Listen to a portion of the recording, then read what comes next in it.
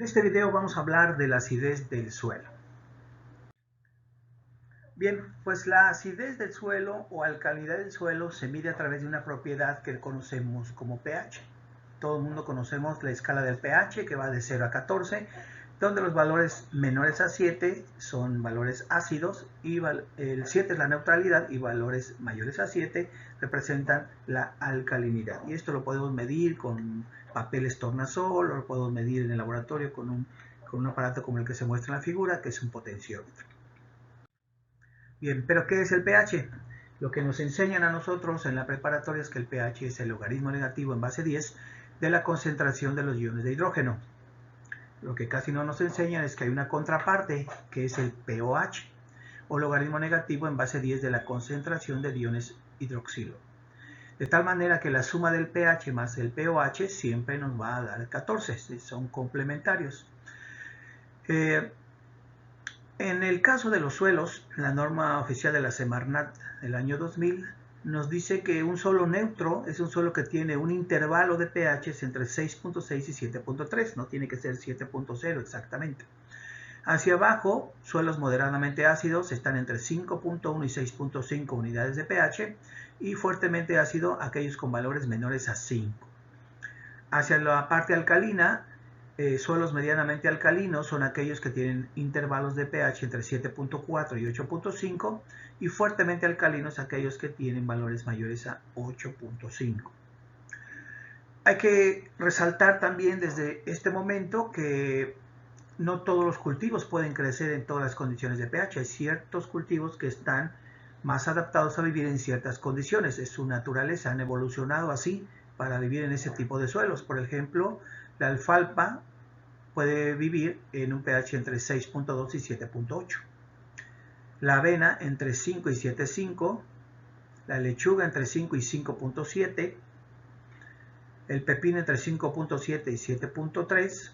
Y el tomate entre 5.5 y 7. De ahí que podemos tener especies que luego son conocidas como tolerantes a la acidez o tolerantes a la alcalinidad. Son especies que están acostumbradas a vivir en ese medio. Entonces sus pHs óptimos están ahí.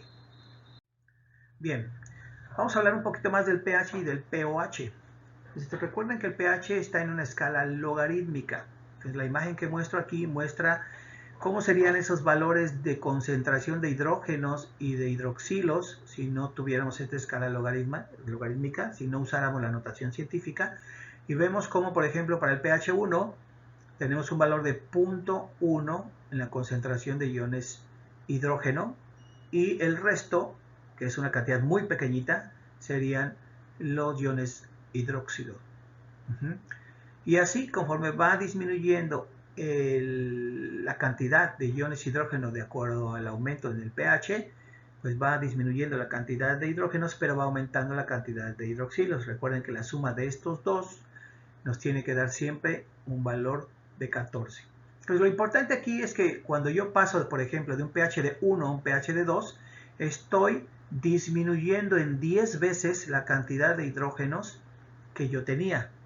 O al revés, si yo estoy en un pH de 8 y paso a un pH de 7, estoy aumentando la cantidad de hidrógenos en el medio en 10 veces. Entonces, en muchas ocasiones pensamos que tenemos dos suelos y uno tiene pH 7.1 y otro tiene pH 7.2 y decimos, son iguales. No es cierto, ¿no? Hay una diferencia muy grande si lo vemos en términos de concentración. Bien, pues dependiendo del pH va a haber organismos que van a estar asociados a esos pHs también, así como hay plantas adaptadas a ciertos pHs, hay organismos adaptados a ciertos pHs, de tal manera que podemos tener en la parte ácida de los pHs del suelo organismos acidófilos extremos o acidófilos, en la parte neutra alrededor de pH 7 organismos neutrófilos y en la parte alcalina organismos alcalófilos y alcalófilos extremos. Entonces, hoy en día hay un boom en el estudio de los microorganismos del suelo a través de técnicas metagenómicas y cada vez se sabe más de cuáles son las especies que están en cada uno de estos grupos. Una parte interesante del pH es que desencadena algunos cambios interesantes en algunas plantas. Por ejemplo, aquí tenemos el caso de las hortensias. Ustedes probablemente conozcan a esta planta ornamental y la han visto que pues la hay de color azul, la hay de color rosa y la hay de color blanco. Pero ¿qué les parecería que yo les diga en este momento que estamos hablando de exactamente la misma especie y la misma variedad de planta? Y que el color únicamente está determinado por el pH del suelo donde vive esa planta. De tal manera que si una hortensia que es de color azul estará en un suelo entre 4 y 5.5, una hortensia de color rosa, el pH del suelo estará entre 6 y 6.5, y una hortensia de color blanco, su pH estará alrededor de 8. Y esto lo pueden probar de una manera muy fácil. Si ustedes tienen una hortensia blanca, asuman que tienen un pH alcalino y entonces cámbienla a un suelo en donde sea neutro o sea ácido y van a ver cómo con el paso del tiempo el color va a ir cambiando al que corresponda de acuerdo al pH del nuevo suelo. Entonces, esta es lo que se conoce como una especie indicadora. ¿Y qué es lo que está pasando aquí? Bueno, existen unos pigmentos que se llaman las antocianinas que se generan más o menos dependiendo de la cantidad de aluminio que hay en el suelo. Entonces, las hortensias viven de manera natural en suelos ácidos. Entonces, el color natural, digamos, de las hortensias es un color azul.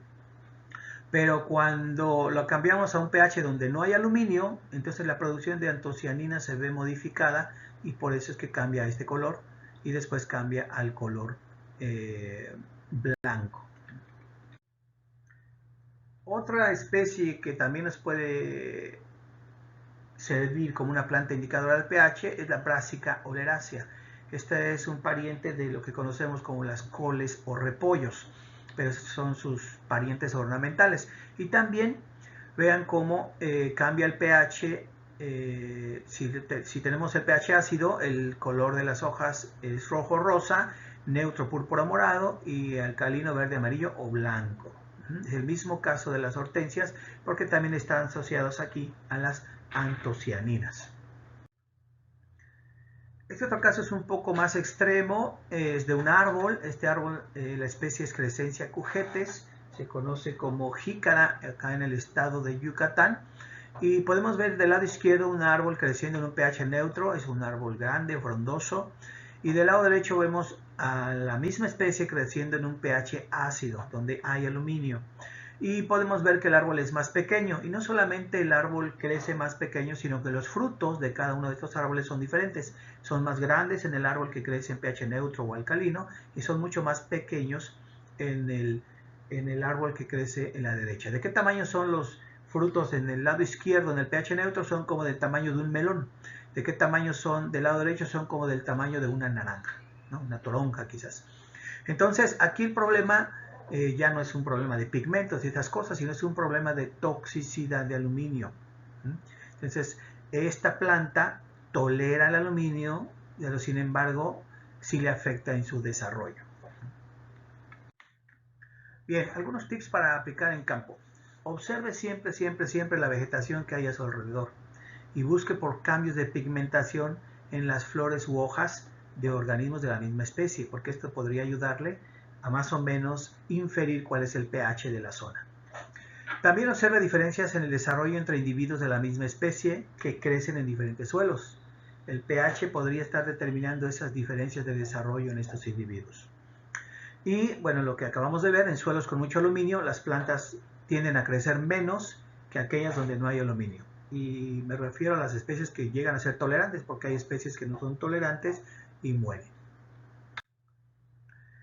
Este gráfico es muy popular, se encuentra por cualquier parte y es un gráfico que es muy importante porque nos muestra la disponibilidad de los nutrientes en el suelo con respecto al pH.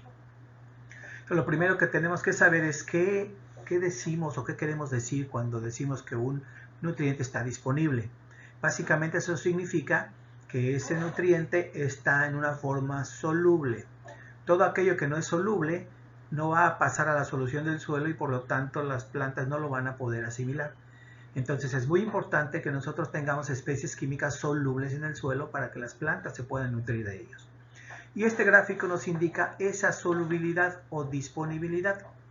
Entonces, donde para cada uno de los elementos que están en el eje de las Y's, que son nutrientes para las plantas, tenemos una barra asociada que corre a lo largo del eje de las X, que son los valores de pH del suelo. Lo que indican las barras es, entre más gruesa la barra, hay mayor disponibilidad de nutrientes. Y donde la barra está más delgada, entonces hay menos disponibilidad o solubilidad de los nutrientes. De tal manera que, por ejemplo, en el caso del nitrógeno, tenemos una buena disponibilidad de nitrógeno entre pH de 5,5 y 8,5. En los extremos empieza a bajar la disponibilidad. En el caso de hierro tenemos una muy buena disponibilidad en los pHs ácidos y hasta pH 7, y a partir de ahí empieza a bajar la disponibilidad. En el caso del azufre, por ejemplo, tenemos baja disponibilidad en pHs ácidos, pero empieza a estar más disponible a partir de pH 7. Y así para cada uno de estos elementos podemos saber cuáles son los puntos máximos de disponibilidad. De acuerdo al pH que nosotros podamos medir en nuestras muestras de suelo, podemos más o menos inferir cuáles son los nutrientes que serán limitantes para nuestros cultivos. Un caso muy específico es el del fósforo. El fósforo solamente tiene una pequeña ventana de alta disponibilidad, que es en un pH cercano a 7. ¿Qué pasa cuando el pH es arriba de 7? Bueno, si tenemos presencia de calcio, aquí vamos a tener un problema de disponibilidad de fósforo, porque el fósforo se une con el calcio, forma compuestos insolubles y entonces vamos a tener problemas de fósforo. Pero también sucede en la parte ácida de los suelos. Si el suelo es ácido, vamos a tener más concentración de aluminio y de hierro. Entonces el aluminio y el hierro también se combinan con el fósforo para dar compuestos insolubles. De tal manera que el fósforo siempre va a ser un compuesto limitante en los agroecosistemas. La mejor manera de agregar fósforo no es con fertilizantes inorgánicos, sino con fertilizantes orgánicos que vayan liberando poco a poco el fósforo. Y aquí hay de nueva cuenta una tabla donde tenemos algunos cultivos y su adaptación al pH del suelo. Como podrán ver, la mayoría de los cultivos están asociados a un óptimo entre 6 y 7. Ya debajo de 6 y arriba de 7.5 empezamos a tener problemas de adaptabilidad de los cultivos al pH del suelo. Pero como ustedes saben también, pues los suelos en el mundo, en México, no todos tienen ese pH deseable, entre comillas, ¿no? para los cultivos. Entonces tenemos que buscar cuáles son las especies que están adaptadas a esas condiciones. Por ejemplo, si yo tengo un pH ácido, pues el centeno y la avena son buenas opciones. Pero si yo tengo un pH alcalino, pues entonces la cebada me conviene más.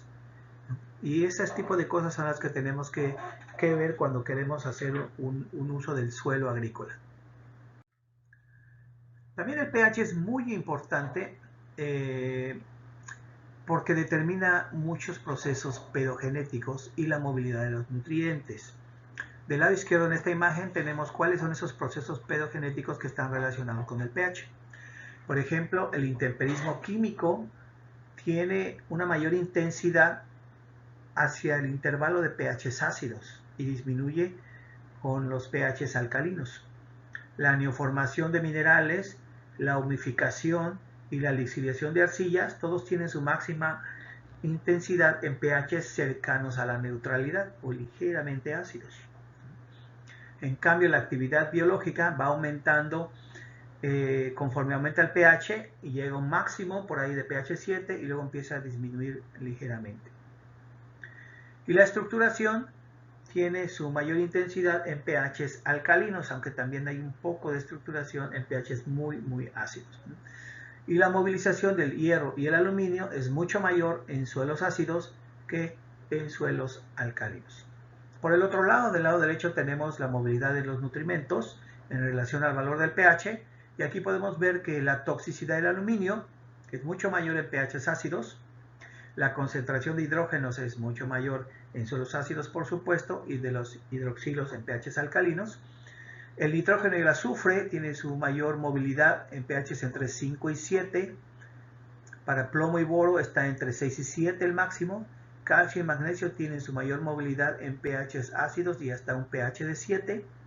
Potasio va aumentando su movilidad hasta un pH de 7 y luego disminuye ligeramente. El molibdeno aumenta su movilidad conforme aumenta el pH. Cobre y zinc tienen un pico de intensidad entre 4 y 6. Y hierro y manganeso tienen un pico en pHs más ácidos. Ahora vamos a hablar de los tipos de acidez. Quizás ustedes ya han medido pH en el suelo, en el laboratorio, y lo que hacemos normalmente es poner un poco de suelo a una relación 1:2 o 1:2.5 con agua, y después medimos con nuestro potenciómetro. Y a eso le llamamos el pH en agua. Pero quizás algunos ya han medido también pH en cloruro de potasio o en cloruro de calcio. Y ahora vamos a explicar por qué hacemos eso. Lo primero que tenemos que entender es que tenemos las partículas coloidales del suelo, el humus o las arcillas, con todas sus cargas negativas alrededor, que van a estar atrayendo las partículas del suelo positivas, que son hidrógenos, aluminios y bases intercambiables, pero sobre todo en este momento nos interesan aluminio e hidrógeno, que son fuentes de acidez, y van a determinar cuántas de estas partículas se adhieren al humus y a las arcillas y cuántas quedan atraídas cerca del complejo de cambio y cuántas quedan de manera libre. Cuando nosotros medimos pH en agua, estamos solubilizando todo lo que está libre, lo que no está adherido a las partículas. Eso significa que estamos considerando en el valor de pH todas estas partículas libres que están al lado derecho y todas estas partículas que están en medio, que están ligeramente atraídas, pero no sobre la superficie de los iones, de las partículas coloidales. Entonces, a lo que está libre completamente le llamamos acidez activa. A lo que está a la mitad del camino entre las partículas, entre estar atrapados por las partículas y estar libre, le llamamos acidez intercambiable. Y finalmente, a lo que sí está adherido en las partículas coloidales le llamamos acidez residual. Cuando medimos pH en agua, estamos considerando toda esta acidez activa intercambiable. Ese es nuestro valor de pH en agua. Y todo lo que está fuertemente atraído y sobre las partículas del humus y arcilla únicamente va a salir de ahí cuando nosotros en lugar de agua pongamos cloruro de potasio o cloruro de calcio. Que lo que hacemos ahí es un reemplazo iónico. Ponemos un exceso de potasio y un exceso de calcio que hace que todo lo que está aquí salga a la solución del suelo y entonces estas partículas se quedan ahora enriquecidas en potasio o en calcio según lo que hayamos agregado. De tal manera que todo esto que estaba aquí como acidez residual, ahora lo tenemos como acidez intercambiable o activa, y cuando medimos el pH en cloruro de potasio o cloruro de calcio, lo que solemos ver es que el pH se vuelve más ácido con respecto al pH que medimos en agua. Y esto es lo más normal y lo más común, a excepción de que no tengamos ninguna fuente de acidez adherido a las partículas de humus o arcillas, es decir, que no podamos o que no haya nada que sacar con el cloruro de potasio o cloruro de calcio. Entonces no tendríamos un valor más ácido cuando midamos el pH con cloruro de calcio y cloruro de potasio. En esta otra imagen lo que quiero mostrar y explicar es por qué un suelo se vuelve ácido o alcalino. Entonces tenemos otra vez una partícula coloidal, llámese arcilla o llámese materia orgánica, humus, en el lado izquierdo y tenemos otra en el lado derecho. La diferencia entre una y otra es que la partícula del lado izquierdo tiene muchos hidrógenos adheridos a las cargas negativas de la partícula. Y del lado derecho no tenemos tantos hidrógenos, de hecho solo tenemos uno por aquí y está libre. En lugar de estos hidrógenos tenemos calcios, potasios, magnesios. Entonces ahí ya hay una diferencia. Ahora la pregunta es, ¿de dónde viene este hidrógeno? ¿Por qué esta partícula del lado izquierdo tiene muchos más hidrógenos que la del lado derecho? Entonces la respuesta es muy sencilla. Es hidrógeno que viene del agua. Y una vez sabiendo esto, podemos inferir que entonces si en este lugar tengo muchos hidrógenos, es posiblemente porque tengo condiciones altas de humedad y por lo tanto tengo probablemente precipitaciones altas. De tal manera que yo puedo inferir que si yo voy a un lugar y sé que ahí llueve mucho, ¿no? entonces voy a inferir que tengo probablemente un pH ácido. Por el contrario, en la partícula del lado derecho, que no tengo tantos hidrógenos, pues puedo inferir que entonces aquí las condiciones de humedad son bajas, que no hay tanta precipitación y por lo tanto yo puedo decir o deducir que el pH de ese suelo va a ser básico alcalino. Esta es una regla que funciona la mayoría de las veces, pero que puede ser alterada por cuestiones como el material parental, inundaciones, otras cosas que no tengan que ver con la precipitación, pero en la mayoría de los casos van a acertar si piensan de esa manera. Otro aspecto importante del pH es lo que se conoce como la capacidad de amortiguación, también le llaman poder buffer del suelo. Eso quiere decir, bueno, se define como una capacidad reguladora que tiene el suelo para resistir el cambio de pH que tiene. Eso en química lo hacemos en el laboratorio poniendo una muestra de pH conocido y añadiendo ciertas cantidades conocidas de un ácido o una base e ir viendo el resultado final del pH para ver cómo cambia. Entonces, este es el poder buffer del suelo. Y esto es bien importante porque muchas veces encontramos un suelo con cierto pH y queremos agregarle algo para corregir ese pH, ¿no? Que lo vamos a ver más adelante. Pero resulta que sí, al principio logramos corregir ese pH, pero por la naturaleza del suelo, por su poder buffer, el suelo tiende otra vez a regresar al pH que tenía originalmente. Entonces, esta capacidad de amortiguación tiene que ver, pues obviamente, con el pH que tiene el suelo en el momento actual en que se mide, el pH potencial, los tipos de acidez que ya vimos, la capacidad de intercambio de cationes, la cantidad de materia orgánica que tiene y hasta la textura. Entonces, todo esto tiene que ver con ese potencial de amortiguación. Ahora vamos a ver rápidamente cuáles son las fuentes de acidez en los suelos. Ya vimos que el aluminio y el hidrógeno son dos importantes fuentes de acidez, pero también vamos a ver que el azufre tiene que ver, pero de manera indirecta. Vamos a ver de a uno por uno, son 7 fuentes de acidez.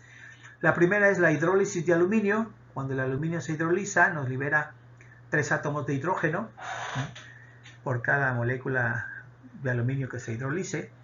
En el caso de la nitrificación, cuando se transforma el amonio a nitratos, también nos libera acidez en forma de hidrógenos. Cuando se oxida el azufre, también nos libera acidez. Cuando se descompone la materia orgánica, también nos libera acidez. Cuando se lixivian las bases son calcio, sodio, potasio y magnesio, cuando las lava la lluvia y se van a lo más profundo, pues van teniendo menor concentración en la superficie y eso aumenta el pH. El uso de abonos y fertilizantes, que también se aplican en forma de sales y algunas son sulfatos, algunos son nitratos, todo esto también, muchos de ellos tienden a liberar acidez al suelo. Y por último, algo menos estudiado, pero en algunos países ya es muy importante, es la lluvia ácida. Con la lluvia ácida que pues básicamente con la lluvia vienen ácido sulfúrico, ácido nítrico o ácido carbónico y que altera el pH de los suelos. Hay manera de corregir esto, y pongo corregir entre comillas, por lo que acabamos de hablar del poder buffer. Si hay manera de corregirlo, en este caso se utiliza una técnica agronómica denominada encalado, en donde se aplica cualquiera de estos materiales que están aquí, caliza, calviva o apagada o dolomita, entre otros, para agregar al suelo y neutralizar esos hidrógenos que tenemos de más y poder mover el pH de un punto a otro. Para entenderlo mejor, vamos a ver en esta gráfica cómo funciona. Aquí tenemos carbonato de calcio en la parte superior.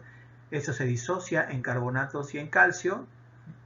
Esto entra a la solución del suelo y la acidez que está en las partículas del suelo, en los coloides adheridos a las partículas negativas, lo vamos a sacar de ahí a la solución con este exceso de calcio que estamos poniendo acá. Esto sale a la solución y esto va a hacer que se vaya neutralizando la acidez que tenemos ahí.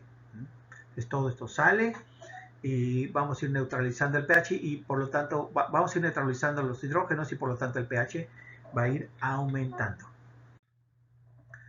Hay diferentes compuestos químicos que podemos usar para el encalado: carbonato de calcio, dolomita, óxido de calcio, hidróxido de magnesio, carbonato de magnesio, óxido de magnesio, silicato de calcio, silicato de magnesio. Cada uno de ellos tiene un poder de encalado. Los números que aparecen aquí, donde en la columna que dice equivalente químico, están en función del 100% que es medido con el carbonato de calcio. Si algún valor es mayor a 100, quiere decir que tiene mayor poder de neutralización que el carbonato de calcio. Y si tiene un menor valor, quiere decir que tiene menor poder de neutralización que el carbonato de calcio. Aquí están sus fórmulas químicas, su contenido de calcio, su contenido de magnesio, entre otras cosas. Bueno, pero esto se ve mejor con un ejemplo. Entonces vamos a tratar de responder esta pregunta que está aquí abajo.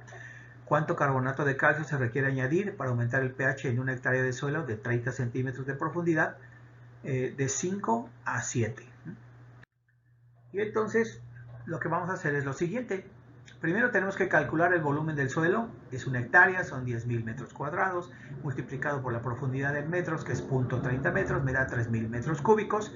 Y esto lo voy a convertir en centímetros cúbicos por facilidad de los siguientes cálculos que vamos a hacer. En el paso número 2 se requiere calcular la cantidad de hidrógenos que necesitamos neutralizar. ¿Cómo hacemos eso? Bueno, sabemos el pH actual y sabemos el pH deseado. Entonces vamos a sacar una diferencia para saber cuánto es el exceso de hidrógenos que tenemos en el suelo y son los que tenemos que neutralizar. Hacemos una resta y aquí me sale que el hidrógeno a neutralizar es 1 por 10 a la menos 5 menos 1 por 10 a la menos 7, son los dos pHs. Y eso me da 9.9 por 10 a la menos 6 moles de hidrógeno por centímetro cúbico, que equivale a 2.97 por 10 a la 4 moles de hidrógeno. Es importante tener este valor en moles porque de ahí lo vamos a pasar a gramos y luego a toneladas. Entonces, en el tercer paso calculamos la cantidad necesaria de carbonato de calcio que necesito para neutralizar esta cantidad de moles de hidrógeno. Ya sabemos por la reacción química entre el carbonato de calcio y el hidrógeno que por cada carbonato de calcio que nosotros agregamos se reaccionan 2 moles de hidrógeno. Entonces esto nos hace que esta cantidad la dividamos entre 2 y eso nos da 1.49 por 10 a la 4 moles de carbonato de calcio. Es lo que necesito para neutralizar estas moles de hidrógeno. Ahora hay que transformar esas moles en el último paso a gramos. Y eso lo hacemos simplemente multiplicando por el peso molecular del carbonato de calcio y luego ya hacemos la transformación a toneladas. Y eso me da que yo necesito aplicar en mi hectárea 1.48 toneladas de carbonato de calcio. No es muy difícil de hacer, solamente hay que ser preciso en los cálculos y eso es suficiente para llegar a este valor. Ahora, el asunto se complica cuando empezamos a meter otra fuente de acidez diferente a los hidrógenos. Por ejemplo, en este ejercicio que va a quedar de tarea, nos preguntan cuántas toneladas de carbonato de calcio se requieren añadir a una hectárea de 40 centímetros de profundidad y un contenido de aluminio de 1.87 centimoles por kilogramo. ¿Okay? Entonces, queremos pasar el pH de 4.5 a 6.5. Aquí el tip es: recuerden que aparte de neutralizar el hidrógeno, también ahora vamos a tener que neutralizar esta fuente de acidez que es el aluminio. Y ahí está la clave para hacer el ejercicio. Lo demás es prácticamente igual como el ejercicio anterior. Entonces, este ejercicio se queda de tarea y por favor me pueden mandar su respuesta a hectorestradamedina@gmail.com y posteriormente revisaremos cuál fue la respuesta correcta. Bien, así como hay fuentes de acidez en los suelos, también hay fuentes de alcalinidad. La alcalinidad en los suelos está dado por lo que se conoce como las bases: calcio, sodio, potasio y magnesio. Bases intercambiables le llamamos, ¿no? Entonces hay un concepto en edafología que se llama la saturación de bases, que es el contenido de calcio más magnesio más sodio más potasio dividido entre la SIC por 100, que eso se ocupa mucho sobre todo para términos de clasificación de suelos. Entonces, las bases son importantes. Las bases pueden ocurrir naturalmente en el suelo. De hecho, en la mayoría de los suelos hay bases intercambiables, pero también se pueden ir agregando con los fertilizantes y las enmiendas. Otra fuente de alcalinidad son los carbonatos y bicarbonatos. En la península de Yucatán, donde tenemos un ambiente kárstico donde domina la roca calcárea, pues aquí tenemos muchos carbonatos en el suelo, en la roca, y muchos bicarbonatos en el agua con la que se riega del manto acuífero. Y finalmente las sales, que también pueden ocurrir de manera natural o que también puede ser un efecto antrópico del exceso de uso de fertilizantes inorgánicos y este tipo de cosas, ¿no? Entonces también hay métodos para corregirlos, sí hay, pero aquí implica la aplicación de azufre y sulfatos que una vez que interaccionen con el agua en el suelo van a convertirse en ácido sulfúrico.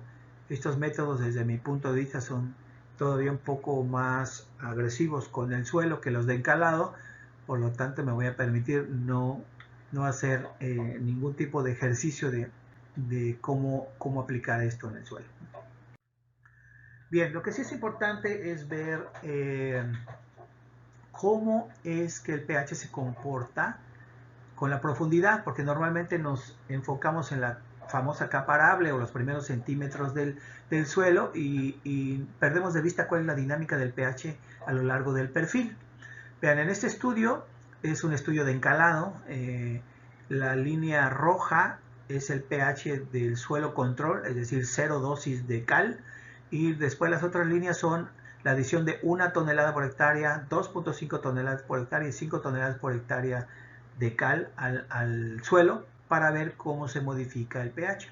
Entonces primero sigamos del lado izquierdo la línea roja que nos indica cómo es el comportamiento del pH en un suelo de manera natural sin haber recibido ningún tipo de enmienda o encalado, ¿no?